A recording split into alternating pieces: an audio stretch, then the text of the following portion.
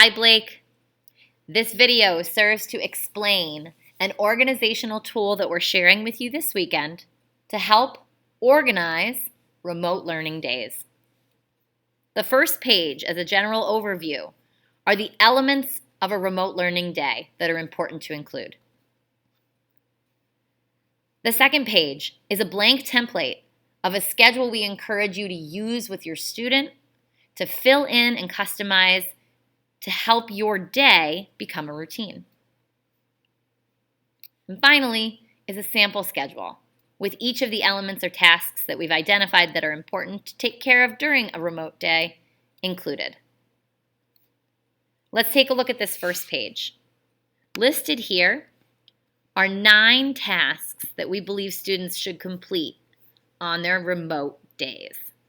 ELA tasks, math, science, social studies, world language, related arts, independent reading, extra help, and organizational time. Possible elements of organizational time include these things listed in the grid. Each of these things could be something that your student schedules into their template below. And finally, there are some questions students can ask themselves each day in order to stay on top of their learning. Asking if you need extra help, asking if you have questions for your teacher, asking if there are supplies you might need, and asking if you should set any reminders or alarms. Let's take a look at the blank template. As you can see, we've taken the day and broken it into 3 work blocks. The work blocks have within them or interspersed different break times. Go block would start the day for everyone, then with a first work block followed by a morning break, a second work block followed by lunchtime, and a third work block followed by our ending block or our last block that wraps up the day. Students can use this template to customize it and paste in each of the 9 important activities we listed above, in addition to anything else that you think is important to list during your day. That might include services, that might include Zoom links, that might include anything that will help the student organize their day better. Let's take a look at an example. A sample schedule might include, Go block has already listed. During block 1, the student may decide that science, world language, and some organization time are what they'd like to work on. After a morning break, maybe they schedule in a walk, more organization time, and completing their social studies work.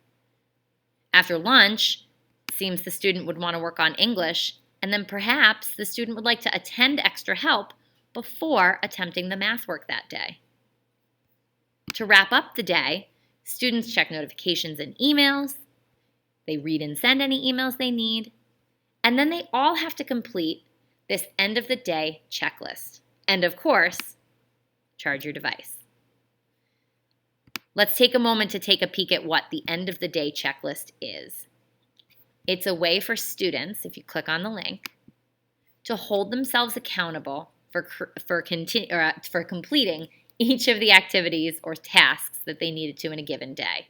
And it asks them to check off ELA if it's completed, math, science, social studies, world language, some kind of a movement break, related arts. All work is uploaded and turned in. And finally, ready to charge device. It also gives students an opportunity to make a plan for the next day or a to-do list of things that they know they still need to do. It's our hope that this will be a useful way of planning, organizing, and maximizing the time that students have at home on remote days. Thanks a lot.